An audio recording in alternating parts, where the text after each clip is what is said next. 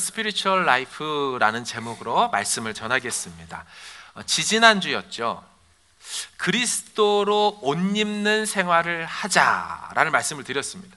그래서 설교 제목이 옷장 앞에서, 늘 그리스도 옷장 앞에서 옛사람을 벗고 새 사람, 곧 그리스도로 옷 입는 삶을 살자. 자, 오늘 본문은요, 그리스도로 옷 입고 살아간다는 것이 실제적으로 구체적으로 어떤 삶인지를 같이 나누는 말씀입니다. 우리 25절 그럼 한번 같이 읽어보겠습니다. 시작. 그런즉 거짓을 버리고 그 이웃과 더불어 참된 것을 말하라. 아멘. 여러분, 이 25절은 지지난주에 했던 압달락과 매우 강한 링크, 연관성이 있습니다. 그런즉이라는 이 이유 논리 접속사 자체가 앞의 내용이 이유가 되어 이 말을 한다라는 것이고요. 또한 거짓을 버리고라고 하는 이 버리고가 우리 저번에 말씀 나눈 것처럼 옛사람을 벗고와 같은 단어를 쓰고 있습니다. 그러니까 옛사람을 벗어버리는 것은 곧 거짓을 벗어버리는 것이다 라고 동일한 동사로 사용하고 있다는 거죠. 자, 그럼 그리스도로 옷 입는 삶이란 구체적으로 무엇일까요? 25절에는 거짓을 버리고 참된 것을 말하라고 합니다. 정확히 번역하면 거짓말을 하지 말고 참된 말을 해라 라는 것이지요. 이유를 설명하지요. 이는 왜냐하면 우리가 서로 지체가 되었기 때문이다. 여러분, 우리가 한 몸이기 때문에, 우리가 공동체이기 때문에 서로 간에 참되게 진리 안에서 말하는 것 너무너무 중요하다라고 얘기하는 것입니다. 여러분, 생각해 보세요. 공동체를 깨뜨리는 가장 큰 위협, 적이 무엇일까요? 그거는 신뢰할 수 없게 만드는 거짓말일 것입니다. 왜냐하면 관계라는 것은 신뢰 위에 세워지기 때문이죠. 다시 말해 볼까요? 상대를 믿을 수가 없는데, 저 말이 진짜일까 거짓일까를 확신할 수 없는데 여러분, 계속 관계를 만들어갈 수 있을까요? 진전은커녕 끊어내고 싶을 따름일 것입니다. 19세기 중반이었죠. 그러니까 1800년대 중반쯤에 프랑스의 주교였던 분이 한국 조선에 와서 22년간 선교하시다가 순교하여 돌아가셨습니다. 그분이 남긴 글에 이런 말이 있어요. 그 당시 조선인들을 향하여, 조선인들은 지독한 거짓말쟁이들이라서 아무리 조심해도 그들의 거짓말에 속아 넘어갈 수밖에 없다. 그리고 단기 선교 같은 데 가보셨습니까? 저는 이제 캄보디아를 많이 갔다 왔는데, 일단 가서 물건을 살 때 이렇게 의뢰상으로 물어보지만 그 가격의 10분의 1이라고 생각하고 들어가라, 이런 얘기를 들었어요. 그러니까 우리가 팔찌 같은 거 1불에 이렇게 뭐 몇 개, 3-4개씩 주는데요, 똑같이 같은 시장에 아이들을 풀어놓아 다니게 했어요. 돌아와가지고 얘기하는 거예요. 1불에 3개 주더라. 얘는 1불에 10개 받아와요.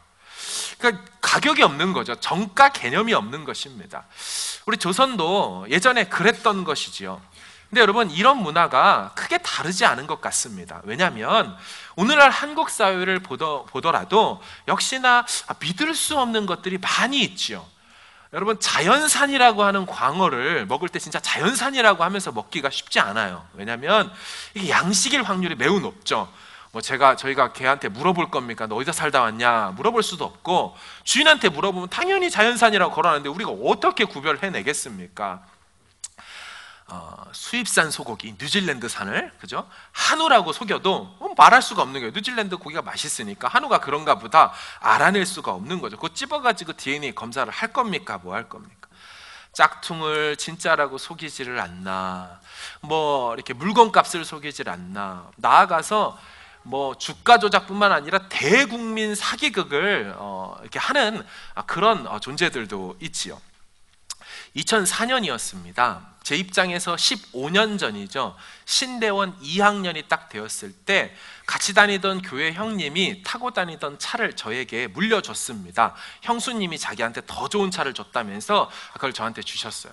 저는 생애 첫 차가 생긴 것이지요. 그래서 그 차를 타고 집인 인천에서부터 양지까지 가고 또 양지 신대원에서 금요일 날 수업이 마치면 주말 사역을 하기 위해 인천까지 와야 되는데 미리 말씀드릴게요. 제가 길을 잘 못 찾아요. 그러니까 좀 상황이 심각한 이제 길을 잘 못 찾는 사람입니다. 저는 오른쪽으로 들어갔는데 나올 때 분명히 난 왼쪽으로 나온다고 했는데 이제 다른 곳에 가서 문을 두드리고 있거나 이제 그런 일들이 왕왕 있거든요. 그 당시에 이제 양지에서 끝나고 금요일 날 이제 그 차를 몰고 오는데 이제 저의 상황을 잘 아는 저희 아내가 걱정을 하는 거예요. 여보, 당신 잘 돌아올 수 있겠냐? 걱정하지 말아라. 12시에 밥 먹고 출발했는데 계속 돌고 있는 거죠.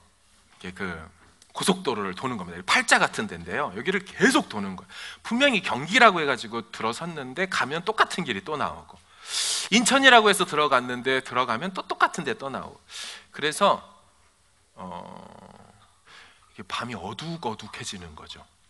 그러니까 제가 한 4시간, 5시간 운전을 했을까요? 원래 1시간 정도면 와야 될 거리를, 그래서 아내하고 이제 운전하면서 전화를 하면서 곧 갈 거야 했던 게 이제 여기 어디야부터 시작해가지고 이제 못 찾아가게 되는 것이죠. 이제 급기야 연료 게이지가 다 떨어지더라고요. 다 떨어져서 도저히 집에 못 가겠다는 생각이 드니까 이제 막 눈물이 나기 시작해서 그때 여기는 절대 아니지라고 생각한 그곳으로 갔더니 인천을 향해 가더라고요. 이게 참 신기하죠. 나는 절대 저기는 인천이 아니라고 생각한 곳이라고 했는데 거기 가는 거예요. 그 후로도 막 충북으로 가려고도 하고 했던 적이 여러 번 있었어요. 그래서 도저히 안 되겠다. 이 기름값도 그렇고 내가 이제 집에서 그 길에서 이렇게 못 하겠다. 그래서 그 당시에 뭐가 나왔냐면 내비게이션이라는 게 나왔어요. 이 내비게이션이 15년 전에 무려 요만한 크기가 50만 원이었습니다. 사례비를 55만 원 받는데 50만 원짜리 내비게이션을 집을 못 돌아오는 남편이 되면 안 되잖아요. 사역을 할 수는 있어야 될 거 아닙니까? 거기서 돌다가 다시 양지 갈 거 아니잖아요. 그래서 내비게이션을 샀어요. 인터넷 판매자에게 연락을 해서 가격 확인한 다음에 그 사람이 송금해라, 보내주겠다.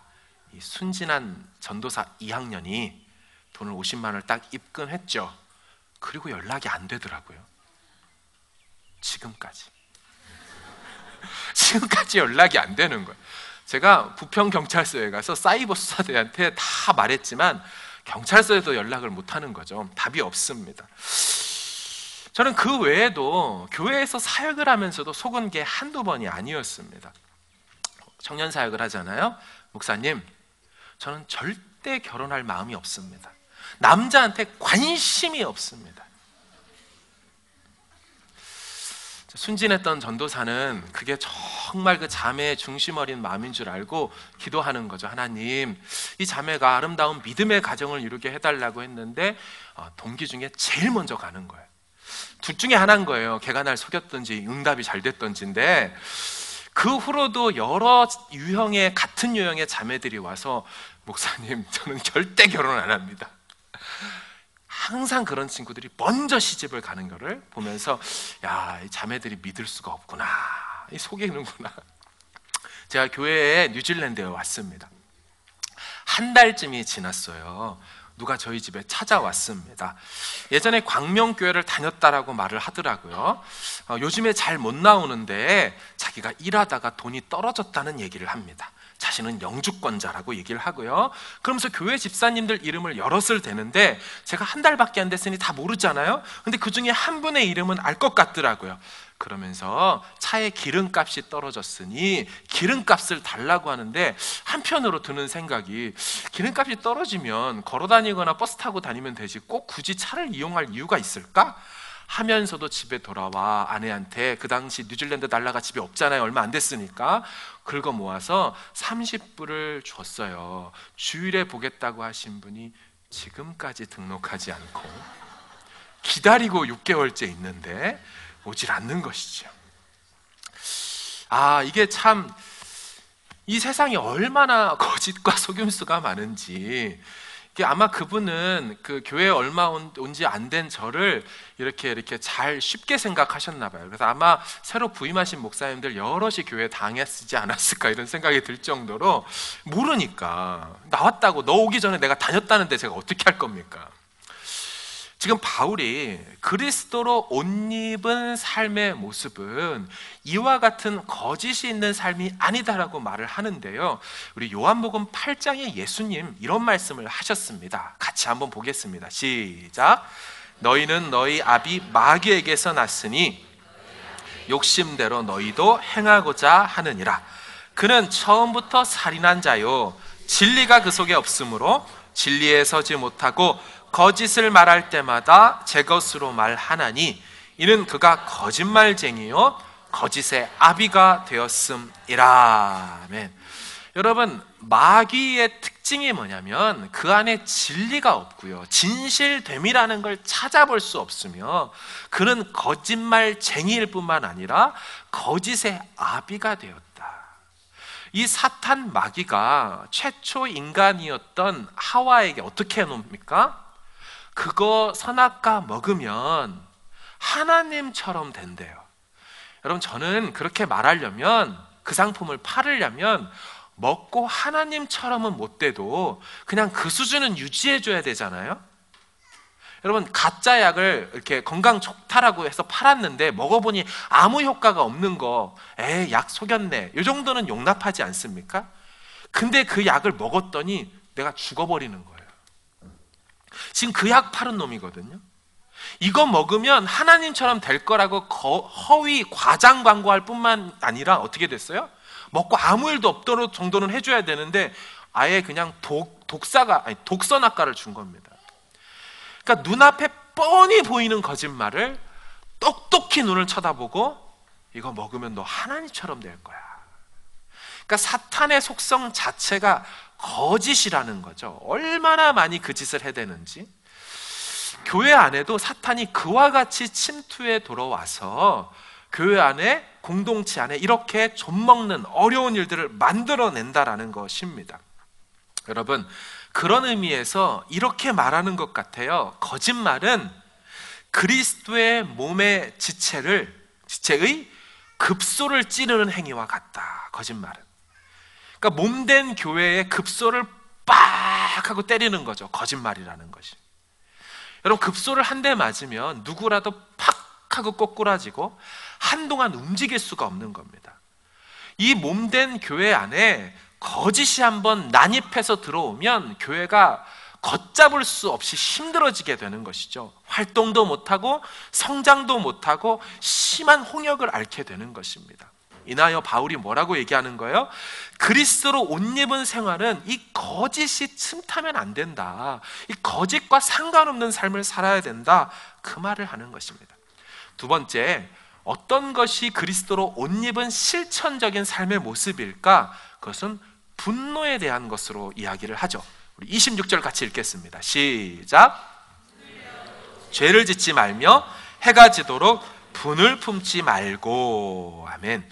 여러분, 우리 한글 번역은 분을 내어도 죄를 짓지 말고 이렇게 얘기하고 있지만 원문에 보면 명령형 두 가지가 등장합니다. 그러니까 명령을 두 개 하는데, 첫 번째 영어로 얘기하면 be angry, 그다음에 but do not sin, 이 두 명령이 있습니다. 무슨 얘기예요? 화를 내십시오, 화를 내라 라고 얘기하고, 그러나 죄는 짓지 말아라 한다는 것입니다. 질문입니다. 여러분, 우리가 크리스찬으로서 분노해도 됩니까? 예, 해도 된다라고 말하고 있는 거예요. 질문입니다. 하나님은 화를 내신 적이 있을까요? 없을까요? 상당히 그분의 화를 많이 경험해 보셨나 봐요.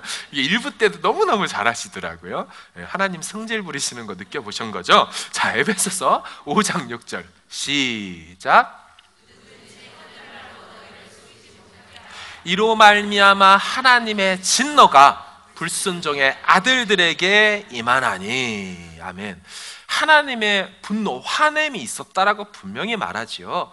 자, 그럼 질문입니다. 성자인 그 사랑 많으신 예수님도 화를 내신 적이 있을까요? 예, 같이 지내보셨나 봐요. 예, 또 말씀같이 마가복음 읽습니다. 시작.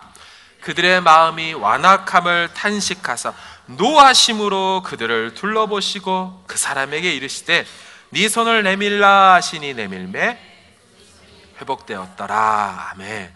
예수님도 분노하고 화를 내셨어요. 성전 정화 사건, 그 돈 맡은 자들의 그 탁자들을 다 뒤집어 엎어버릴 정도로 분노하셨습니다. 여러분, 성경은 분노라는 감정 자체를 죄악시하지 않습니다.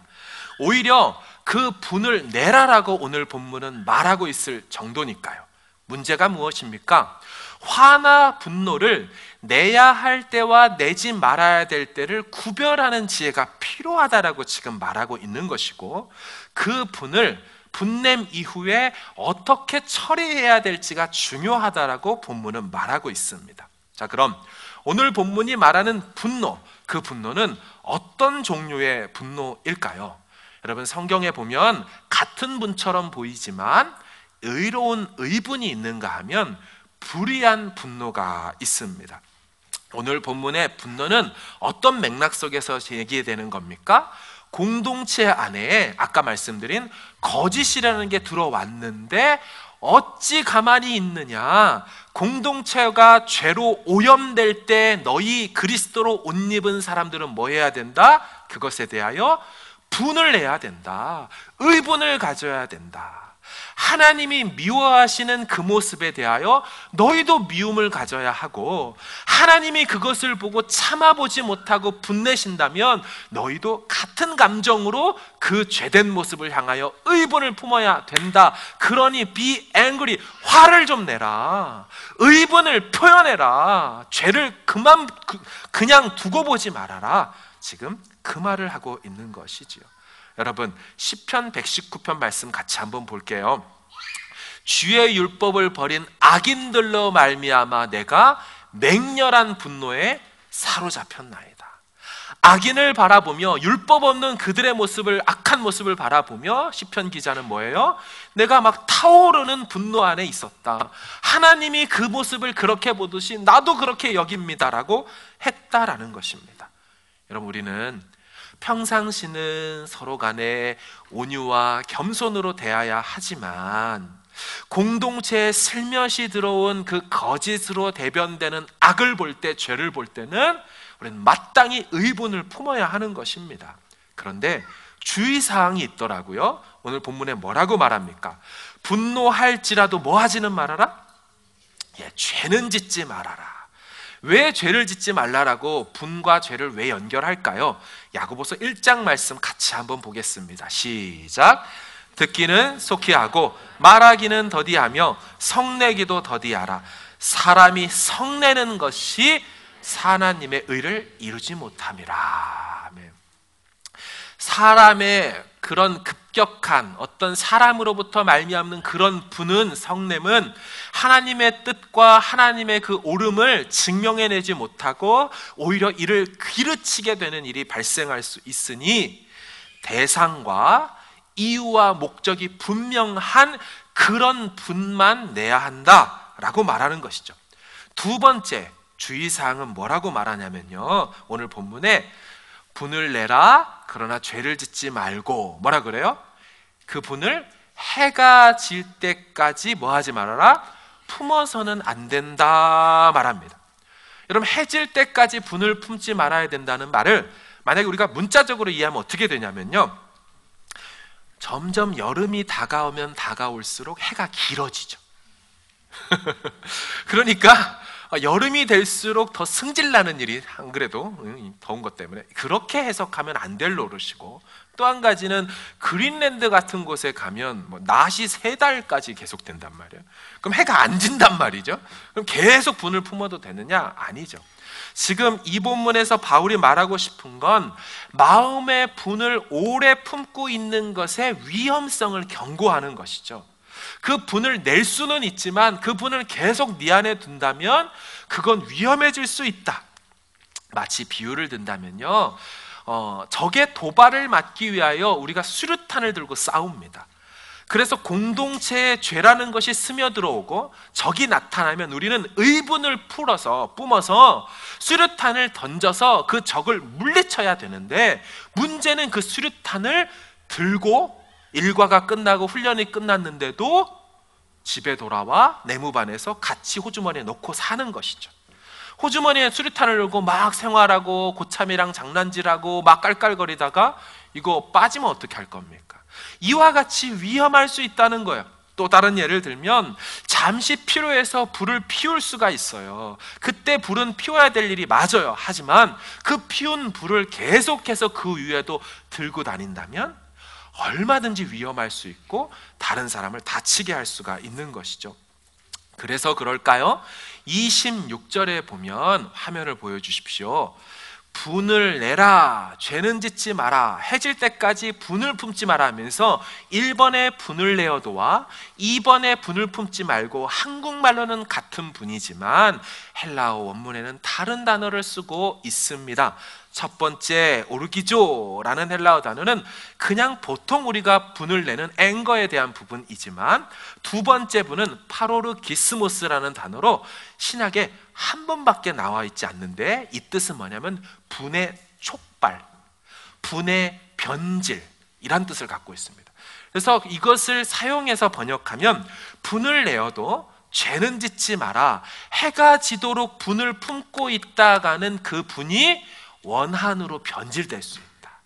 너에게도 혹은 다른 사람에게도 안 좋은 감정으로 변질돼 버릴 수 있다라고 지금 말하는 것이죠. 그럼 사실 성경은 쭉 보다 보면 하루를 넘기지 말고 처리해야 될 주제들과 사건들이 있다는 것을 계속 말해 왔습니다. 오늘 본문도 그 같은 맥락인데요, 우리 신명기 24장 15절 같이 말씀을 보면요, 이런 내용이 있죠. 그 품삯을 당일에 주고 해 진 후까지 미루지 말아야 된다. 이는 그가 가난함으로 품삯을 계속 기다린다. 만약에 만약에 안 주면 그가 주인인 너를 여호와께 호소하게 될 것이고, 그렇다면 너는 죄를 짓게 되는 것이다. 무슨 얘기입니까? 일용직 노동자에게 빨리빨리 품삯을 해가 지기 전에 주지 않으면 그 사람이 하나님께 탄원할 것이고, 그러면 너는 그게 죄가 된다. 이처럼 하루에 그날 처리해야 될 것이 있다는 것이고요. 읽진 않겠지만 신명기 그 다다음 구절 정도에 보면 옷을 저당 잡히는 일이 있어요. 당장 이 사람이 뭐가 필요해서 입고 있는 겉옷을 맡겨요. 그리고 돈이나 뭐를 빌려주는데 그 맡겨진 그것을 받은 사람에게 뭐라고 말하냐면, 저당 잡힌 겉옷을 빨리 해지기 전에 돌려줘라. 왜냐하면 그가 덮고 잘 이불이 없기 때문이다. 여러분, 우리는 이불을 덮지만 고대 이스라엘에서는요, 속옷 말고 겉옷을 입었는데 그 겉옷이 곧 이불이 되었습니다. 따로 이불이 없었어요. 그래서 겉옷을 주고 속옷까지 내어줘라는 말이, 그 말이 겉옷이 이제 이불이기 때문인데요. 어쨌든 그래서 말씀으로 다시 돌아오면 그날 해결해야 될 것들이 있는데, 오늘 본문에서 바울은 분이라는 것도 해지기 전에 다 해결해야 된다는 거예요. 의분을 뿜어낸 다음에 그 분을 해결해야지 계속 그걸 감고 있다가는 변질돼 위험할 수 있다는 거예요. 이런 의미에서 적용을 좀 들어간다면요, 부부 사이에 적용할 수 있지 않을까요? 여러분, 부부 사이에 서로 관계가 안 좋아질 수가 있어요. 그럴 때 상대방에 대한 상대방에 대한 어떤 서운한 그런 상한 마음들을 갖고 잠자리에 들지 마시기를 바라요. 부부 사이에 좀 세워야 될 원칙 이미 세우신 분들이 있을 거예요. 여보, 우리는 어떤 일이 있어도 그 분이 상한 마음이 다음 날이 될 때까지는 하지 맙시다. 그래서 서로 간에 약속을 좀 하기를 원해요. 그래서 이런 의미에서 이렇게 말할 수 있을 겁니다. 우리에게 분노하는 그날은 곧 화해의 날이 되어야 할 것이다. 분을 내는 그날에 다 이 분을 해소하고 해결하고 하는 이 화해의 날이 되어야 한다는 것이죠.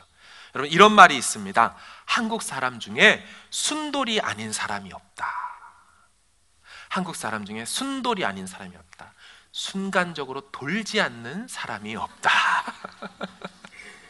이해하시죠? 우리 한국 사람들의 이 다혈질적인 모습이 있어서 갑자기 획 도는데, 이것도 그냥 이게 표현들이 아주 다양하게 많이 있잖아요.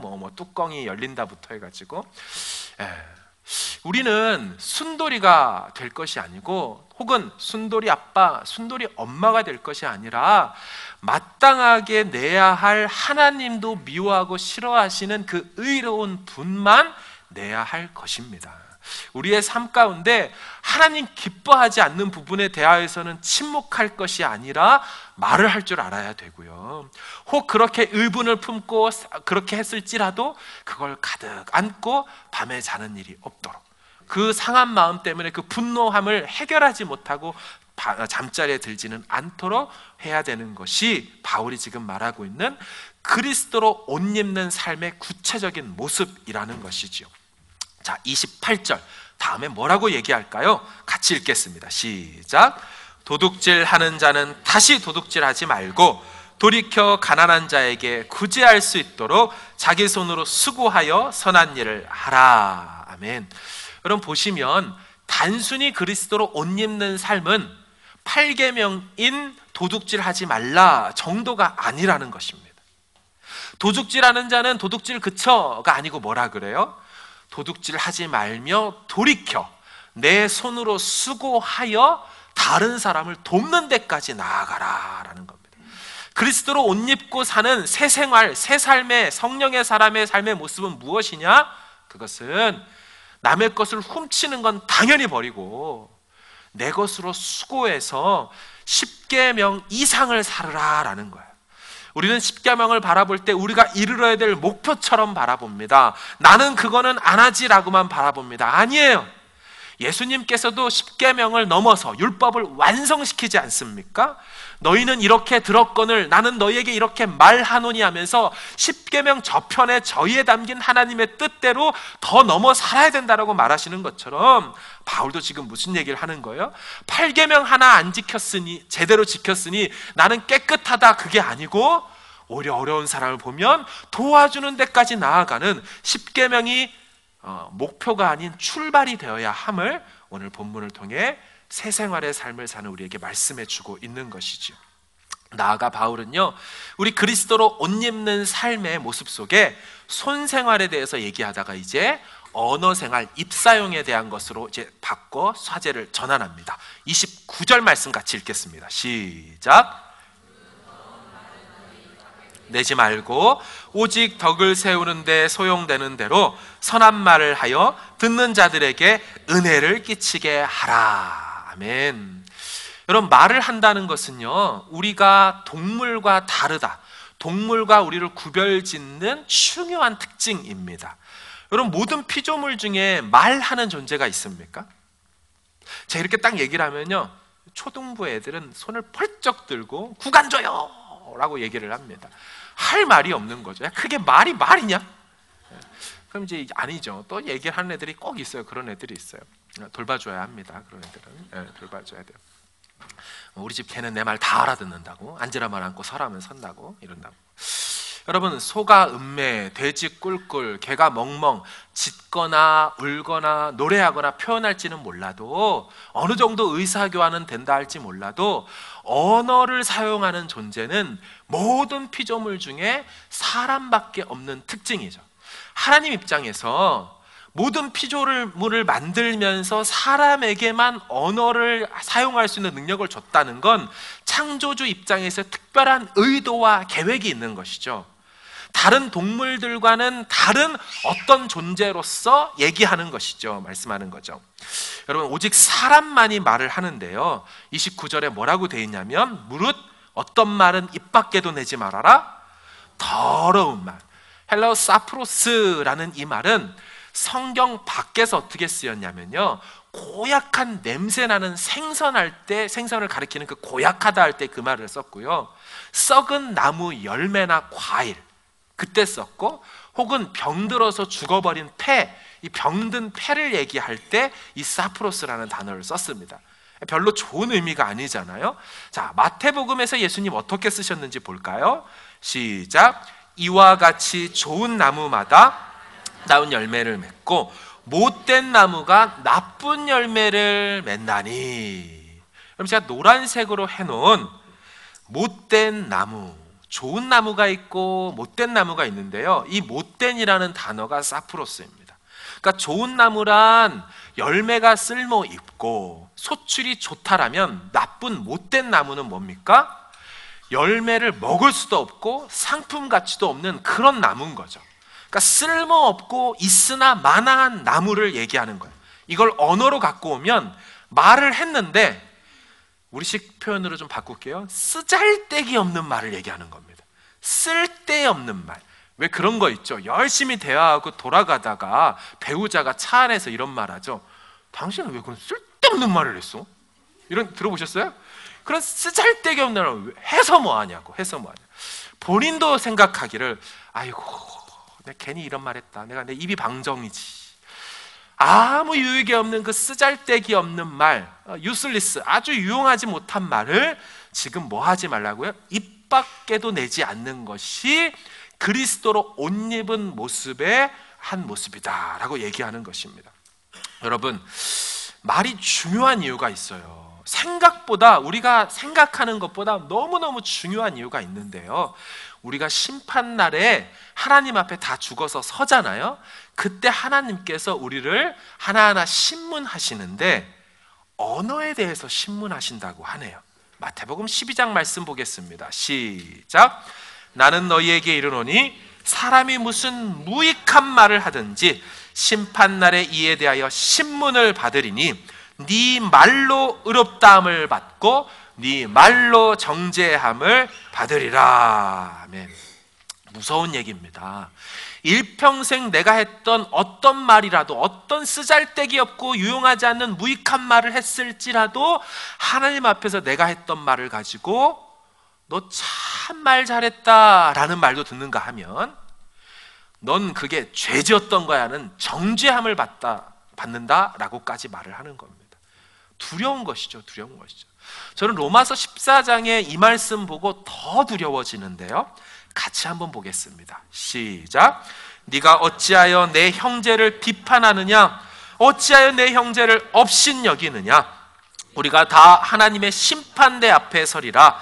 기록되었을 때 주께서 이르시되 내가 살았노니 모든 무릎이 내게 꿇을 것이요 모든 혀가 하나님께 자백하리라 하였느니라.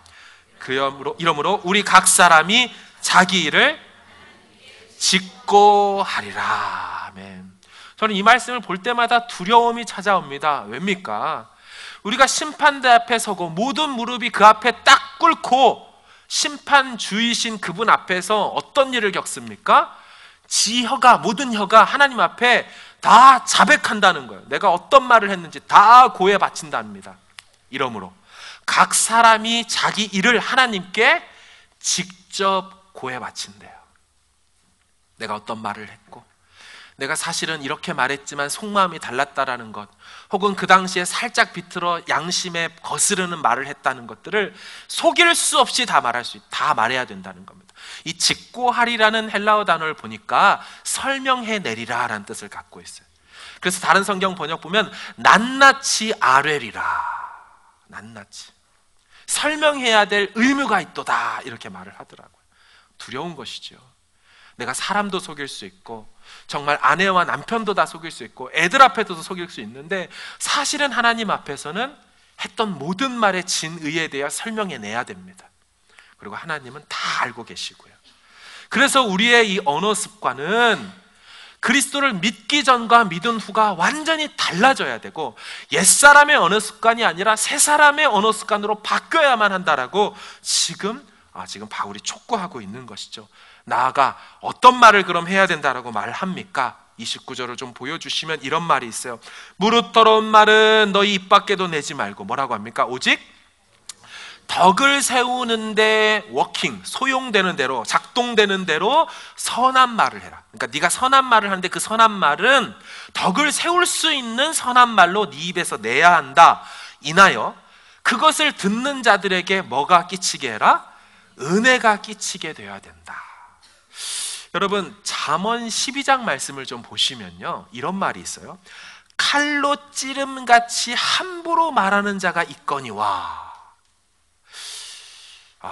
여러분, 참 표현이 섬뜩하지 않습니까? 근데 부정할 수 없겠더라고요.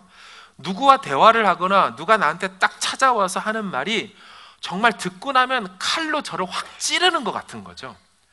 듣고 나면 돌아갈 때 마음이 너무너무 상하고, 이 마음을 추스리는데 하루 이틀 정도가 아니라 몇 년이 지나도 내상이 해소되지 않는, 나아지지 않는 그런 말을 하는 사람을 인생을 살다 보면 만날 때가 있곤 합니다. 여러분들도 아마 떠오르시는 어떤 사건들이 있을 거예요. 하지만 오늘 본문은 뭐라고 합니까? 잠언에서 지혜로운 자의 혀는 양약과 같다. 이 양약이라는 히브리어 마르페라는 이 단어는 원문으로 힐링, 큐어라고 해석을 합니다. 따라서 지혜자의 말은 치유하느니라 라는 뜻이에요. 기독교 상담이 이와 같은 거 아닐까요? 누군가를 만났는데 상한 마음을 갖고 그에게 갔는데 그분과 대화를 하고 나면 내가 위로를 받고 나아가 치유까지 받는 거예요. 회복이 되어지는 거죠. 지금 바울은 그리스도로 옷 입는 것, 옷장 앞에서 그렇게 살아야지, 이거는 관념과 개념으로만 얘기한 게 아니고 오늘 본문에 걸쳐서 하나하나 조목조목 우리의 삶에 하나하나 이렇게 지적해주고 경고해주고 있는 것입니다. 자, 그래서 그런 지혜의 말, 덕을 세우는 말, 그것을 하면 어떤 일이 일어났다고 합니까? 29절 하반절에 보면 같이 읽을게요. 선한 말 시작. 듣는 자에게 은혜를 끼치게 하라. 아멘. 여러분, 상대를 세워주는 선한 말을 통하여 상대에게 은혜가 끼쳐진다? 여러분, 질문이에요. 은혜는 누가 주십니까? 하나님이라는 것을 누구도 거부하지 않죠. 제가 헬라어 카리스라는 이 헬라어 단어, 이 은혜, 이게 바울 서신 13권 중에 103번 나옵니다. 103번. 그것을 다 찾아봤어요. 제가 주중에 하는 일이 그런 거예요. 이걸 다 찾아봤더니 구제, 헌금, 연보, 그것이 필요해서 예루살렘 교회에 이 구제 헌금을 모아가지고 전달해 줄 때 그 이방인 바울이 개척했던 교회들에게 헌금 모아주세요 라고 말한 다음에 그 헌금을 전해줍시다 라고 말할 때 갑자기 헌금 연보를 은혜를 전해줍시다 라고 바꿔버립니다. 자, 고린도전서 16장 말씀 보십시오. 시작. 매주 첫날에 너희 각 사람이 수입에 따라 모아두어서 내가 갈 때에 연보를 하지 않게 하라. 내가 이를 때에 너희가 인정한 사람에게 편지를 주어 너희의 은혜를 예루살렘으로 하리니. 아멘. 매주 첫날에라는 표현은 초대교회 당시에, 그죠? 안식일이 마지막 날이었는데 그 첫날이 되는 거니까 주일에 그들이 예배했다라는 걸 알 수 있는 대목이고요. 수입에 따라라는 것은 똑같이 정해놓고 헌금하지 않았어요. 구제헌금을 형편에 따라 거두어라고 했고, 그래서 거두어 놓으면 내가 그곳으로 고린도 교회로 갔을 때 내가 갔을 때 헌금하지 말고 미리 걷어 놓으면 그거 가지고 내가 예루살렘 교회에 전해줄 건데 뭐라고 표현해요? 너희의 은혜를 전해주겠다잖아요. 그러니까 구제 헌금을 하는 것은 곧 상대방에게 은혜를 전하는 것이고 은혜를 받게 하는 거예요. 여러분, 나머지 모든 103번의 이것을 제외한 모든 카리스는 다 하나님이 주시는 거예요. 은혜와 평강이 너에게 있을지어다. 또 하나님 주 예수 그리스도의 은혜와, 이런 식으로 다 해요. 제가 이것으로 족하지 않아 신약에 160번 나온 헬라어 카리스를 다 또 찾아본 결과 이거 말고 없어요. 다 하나님이 주셔요. 그런데 오늘 본문에 있는 이 구절에 너희가 그 사람의 덕을 세우기 위하여, 그 사람을 살리기 위하여, 세워주기 위하여 했던 그 말이 뭐가 될 수 있대요? 그 사람에게 은혜가 될 수 있다는데, 은혜를 끼치노라 라고 했던 이 끼친다가 헬라어 디도미 동사입니다. 기브하는 거예요. 그러니까 나의 선한 덕스러운 말은 그 사람에게 네가 지금 은혜를 주고 있는 거야 라는 거예요. 놀라운 것이죠. 아까 말씀드린 사람과 다른 모든 피조물과 사람의 차이가 뭐라 그랬어요? 언어 생활, 말을 할 수 있는데 하나님은 당신만이 주실 수 있는 그 은혜를 언어를 사용할 수 있는 존재로 우리로 하여금 만드시사 당신의 그 은혜 주시는 사역을 우리로 하여금 동역해 하셔서 몸된 교회 안에 지치고 헐벗고 줄이고 아파하는 영혼들에게 뭐를 하게 하라고요? 은혜를 주는 존재로 너도 쓰임받아야 된다. 이게 그리스도로 옷 입는 삶이라고 지금 말하고 있는 것입니다. 우리가 살면서 이러한 삶을 살아낼 때 하나님 앞에 아까 심판대 앞에 섰을 때 어떤 말을 들을까요? 내가 그 영혼에게 해주고 싶던 그 말을 네가 해줬다는 거예요. 네가 찾아가 그 영혼의 마음을 만져줬다는 것입니다. 나는 너를 통하여 일했고 너를 통하여 내 교회를 덕스럽다. 오이코도메오 건축용어라 그랬죠? 덕을 세우는 일아. 덕 세우는 일에 소용되는 대로 교회를 네가 세워갔구나. 우리가 그리스도로 옷 입는 삶을 산다고 할 때 우리의 언어 습관이 어떠해야 될지 경고와 함께 동기부여가 될 말씀이죠. 하나님, 이왕 하나님께서 내 입을 주셨고 살아가게 하실 때 내가 어떤 말을 하겠습니까? 정말 덕을 세우는 공동체의 필요를 채우는 말을 하고 싶습니다. 표준 세번역을 좀 보시면 이런 말로 번역을 해놨어요. 1번에 덕을 세우는데 라고 해놓고 그 밑에 고대 사본에는 믿음을 세우는데, 저 사본도 찾아봤다는 거 아닙니까? 보니까 정말로 덕이라고 edifying이라고 하지 않고 거기에 faith를 써놨더라고요. 그래서 정말 믿음을 세우는데, 여러분 주변에 믿음이 연약한 사람들, 교회를 잘 나오기 어려워하는 사람들, 나와도 맹숭맹숭 있다 가시는 분들이 있으면 찾아가서 뭐 해야 돼요? 그들 안에 있는 그 약해진 믿음을 강하게, 굳건하게 그거 하라고 우리에게 입술을 주신 거예요. 그거 하라고 말씀을 듣게 하신 것이죠. 그리고 나아가서 이제 또 버려야 할 6가지 악에 대해서 나오는데요, 태도에 대해서 나오는데 요건 한번 읽는 것으로 족하겠습니다. 31절 같이 보겠습니다. 시작. 너희는 모든 악독과 노함과 분냄과 떠드는 것과 비방하는 것을 모든 악의와 함께 버리고. 그럼 버려야 될 6가지 중에 보니까 떠드는 것이 있죠. 떠드는 것. 또 이 말을 듣고 천막에서 왜 이렇게 저기서 떠들어? 오늘 설교 안 들었어? 이렇게 하시면 안 돼요. 그러니까 교회 학교에서도 애들 떠드는 거 보고 저 그리스도로 옷 입지 못한 것들 하면 안 되는 거예요. 이 떠들다라는 말은 비명을 지르다, 고함치고 싸우다라는 뜻을 갖고 있어요.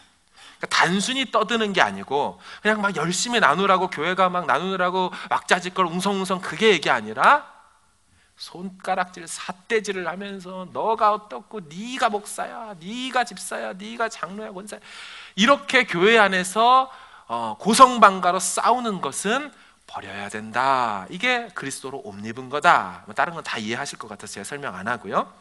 자, 그럼 이제 무엇을 해야 되는가? 32절 같이 읽습니다. 시작. 서로 친절하게 하며 불쌍히 여기며 서로 용서하기를 하나님이 그리스도 안에서 너희를 용서하심과 같이 하라. 아멘. 1, 2, 3번 3개를 적어놨는데 첫 번째는요, 친절하게 하며입니다. 여러분, 친절함 언뜻 들으면 뭐 그냥 나이스한 거, 되게 카인드한 거 아니에요. 그리스도인으로서 친절함은 매우 중요한 특징입니다. 아마 2000년 전의 사람들은 친절한 사람을 만나는 순간 혹시 그리스도인이세요? 인이세요? 이렇게 물어봤을 겁니다. 자신에게 친절로 다가오는 사람을 볼 때마다 그리스도인일 거야 라고 생각했을 거예요. 왜냐하면 친절하게 하며의 친절함이 크레스토스라는 말인데 그리스도라는 단어가 크리스토스이기 때문입니다.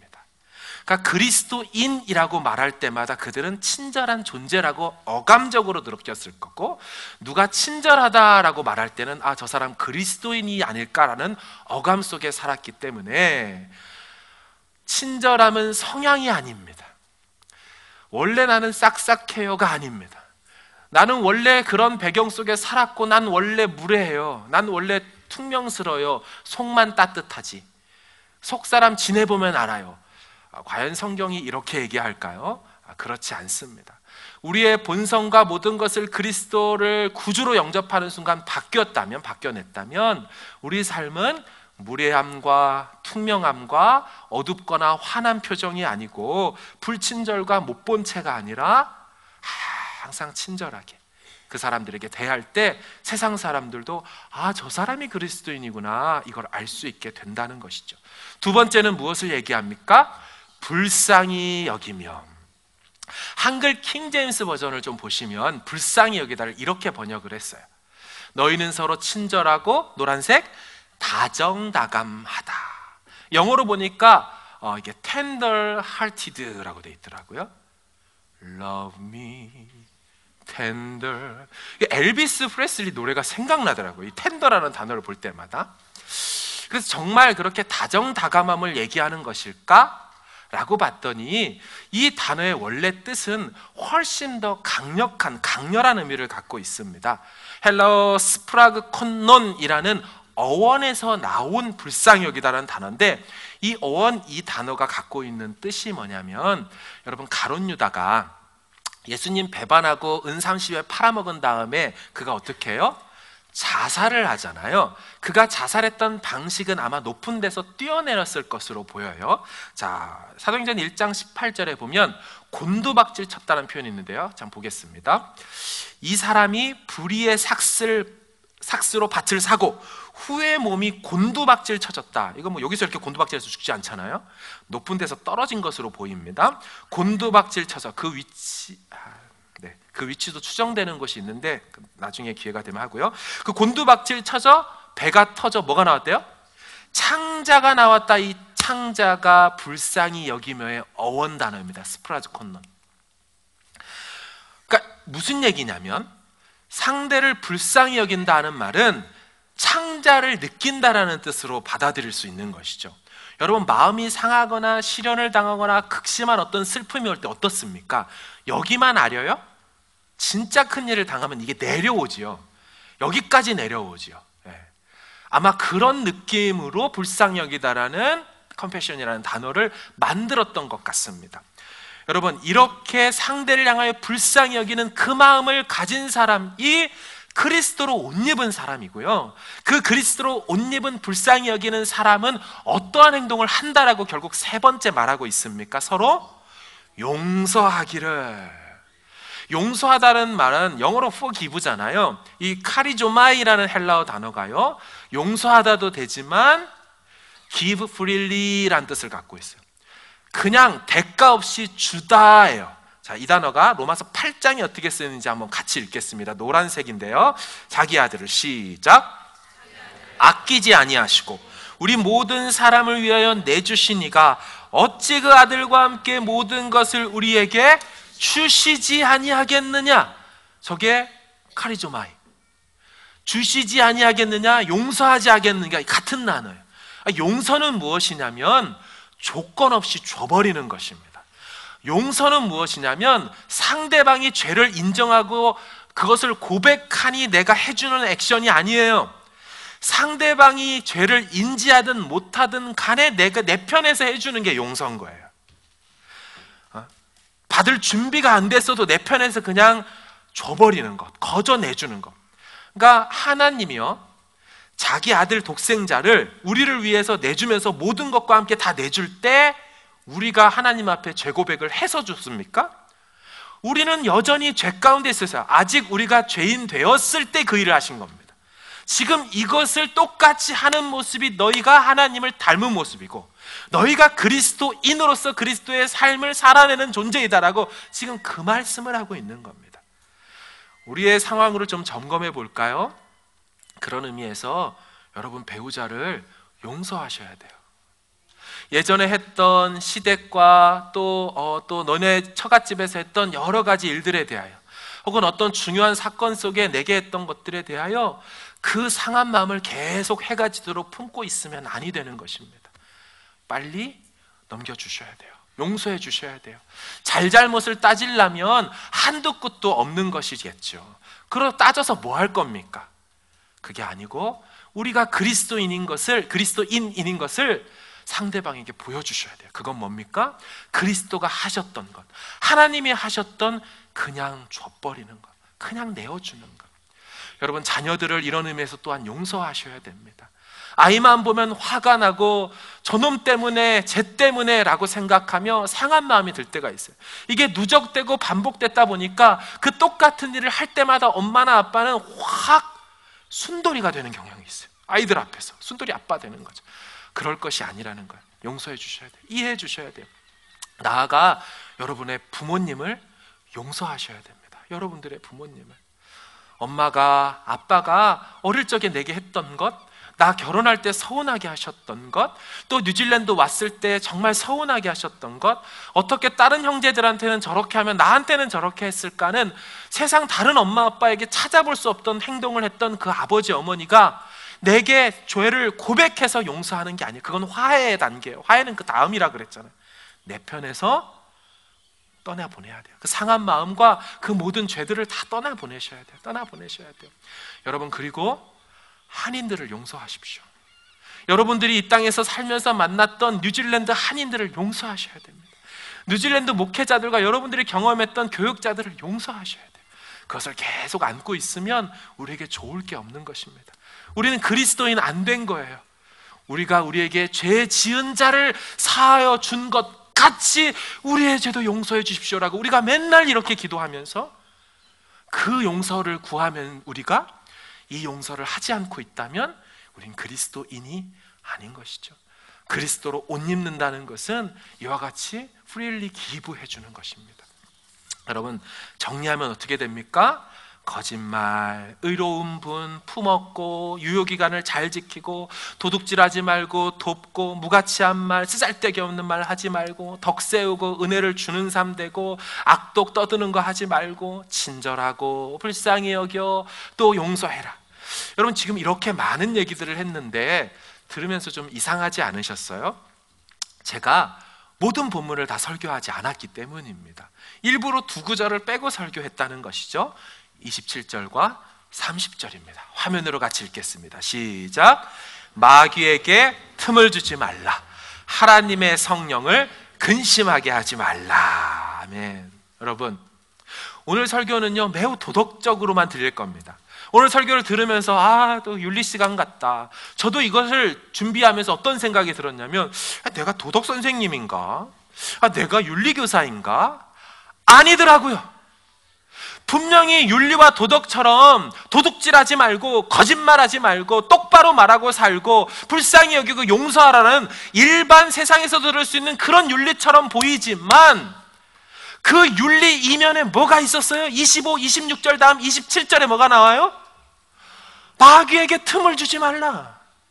우리는 언뜻 듣기에 너무 윤리적인 거지만 너무너무 영적인 것이었어요.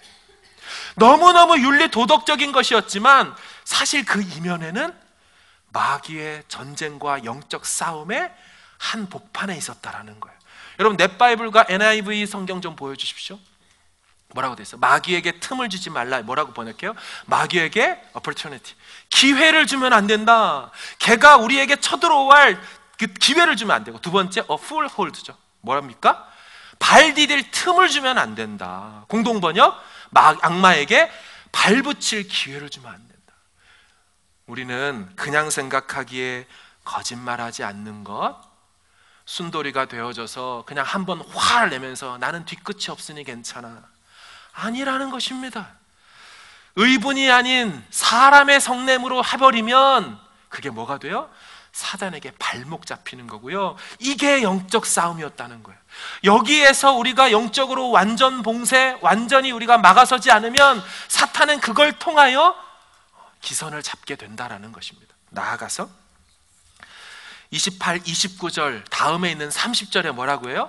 하나님의 성령을 근심하게 하지 말라. 이 근심하다, 헬라어 리페오라는 이 단어는요, 하나님의 성령을 슬프게 하지 말라, 그리프라는 단어를 씁니다. 성령을 슬프게 하는 것, 그게 뭡니까? 우리는 성령을 기쁘시게 하는 삶이 예배하는 삶이요, 기도하는 삶이요, 말씀 보는 삶이라고만 생각합니다. 이게 맞지만 우리의 남은 6일간의 삶 가운데 28, 29절을 통하여 뭘 얘기했어요? 도둑질하지 않고 오히려 어려운 사람을 구제하는 모습이, 반대로 말하면 성령을 기쁘시게 하는 삶이에요. 맞습니다. 우리가 더러운 말, 쓰잘데기 없고 무익한 말 하는 것이 아니라 사람 세우고 믿음으로 가득 차는 그런 삶을 사는 것이 뭐예요? 성령을 기쁘시게 하는 삶이라는 것입니다. 여러분, 무엇이 오늘 설교의 제목과 같은 스피리추얼 라이프이겠습니까? 우리가 생각하는 영적인 모습은 도대체 무엇이었겠습니까? 도덕과 윤리처럼 생겨처럼 보이지만 사실은 그런 하나하나의 우리 언어와 마음씀과 우리의 관계 맺음, 그것을 통하여 영적 싸움에서 기선을 잡고 하나님의 성령을 기쁘시게 춤추시게 하는 그와 같은 삶이 되는 줄로 믿습니다. 이 같은 리얼 스피리추얼 라이프를 한 주간 살아내는 저와 여러분 되어지길 주의 이름으로 축원합니다.